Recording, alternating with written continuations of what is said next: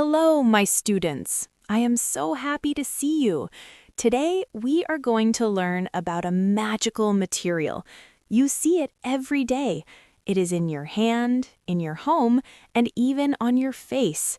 We are talking about the history of glass. This is a story of fire, sand, and the human mind. Let's begin our journey together. Imagine you are standing on a beach a long, long time ago. It is late, the sun is going down, and the air is cold. You are a traveler. You are hungry, so you build a big fire on the sand. You use some white stones to hold your cooking pots. The fire is very hot. It burns all night long. The next morning, you look at the ashes. You see something strange on the ground. It is hard and very shiny. It is not a stone, it is not metal, it is clear and it catches the morning light like a diamond. What happened? Well, science tells us that when sand meets very high heat, it melts. It turns into a liquid that looks like honey. When it cools down, it becomes glass. For people back then, it was not science, it was magic. They found frozen light in their campfire. 5,000 years ago, in ancient Egypt, glass was a treasure. It was as valuable as gold. Why? Because it was very difficult to make. People did not have big factories. They used small, hot ovens and their hands. The Egyptians made beautiful blue beads. These beads were a deep, dark blue, like the night sky. Imagine a great pharaoh wearing a necklace made of glass. At that time, people used glass for art and jewelry. They also made tiny, beautiful bottles for perfume. These bottles were only for the richest people in the world. Glass was a secret for kings and queens. It was a fragile treasure from the desert. Our story now moves to the Roman Empire. About 2,000 years ago, the Romans changed everything. Before the Romans, glass was thick and heavy, but one day a man had a brilliant idea. He took a long, hollow metal pipe. He put a piece of hot, melted glass on the end of it. Then he did something very simple.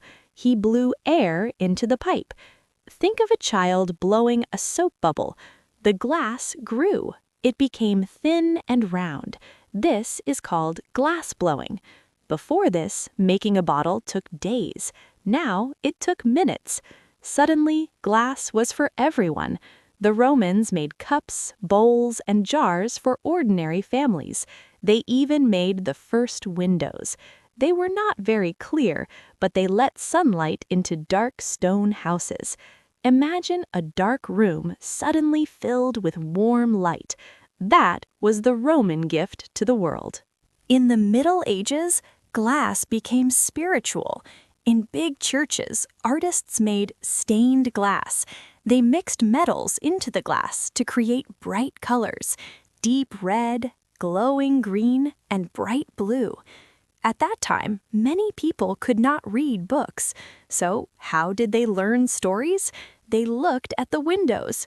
The windows were like giant picture books made of light. When the sun shines through the glass, the floor of the church is covered in dancing colors. People felt they were looking at a miracle. In Italy, on a small island called Murano, glassmakers found a new secret. They learned how to make glass as clear as water. They also made the first mirror. Think about this. Before the mirror, most people never saw their own faces clearly. They only saw a blurry reflection in a river. But with a glass mirror, everything changed. For the first time, you could see the color of your eyes and the lines on your face.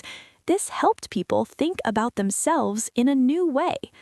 Glass also helped us see the invisible world. In the 1600s, scientists realized that a curved piece of glass, a lens, could change light. Telescopes. Galileo used glass to look at the stars and the moon. Microscopes. Other scientists used glass to see tiny things like germs and cells. eyeglasses. Glass helped people read books when their eyes became weak. Glass became a bridge between our eyes and the truth of the universe. It helped us see the very big and the very small. Today, glass is high-tech. Look at your phone. That screen is a special, strong glass. Look at the internet. The internet travels through very thin glass threads called fiber optics. These threads are as thin as a hair, but they carry all the videos and emails in the world. Glass is also a green hero. Unlike plastic, you can recycle glass forever. You can melt an old bottle and make a new one, and it stays perfect. It is clean, safe, and beautiful. My dear students, the history of glass is a story of transformation. We took something very common, sand, and turned it into something extraordinary. It reminds us that even simple things can become magical if we use our curiosity. Next time you look through a window or a lens, remember the fire on the beach. The story of glass is still moving forward, and so are you.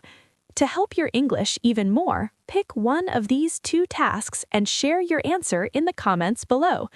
The Right Now task: look around you. What is the most important piece of glass in your room right now? Is it your window, your phone, or your glasses? Tell me why you need it. The Imagination task: imagine you lived 5,000 years ago and found a piece of glass in your fire. What would you do with it? Would you make a gift for a friend or a treasure for yourself? I will read every comment and help you with your grammar. Don't worry about making mistakes. That is how we learn.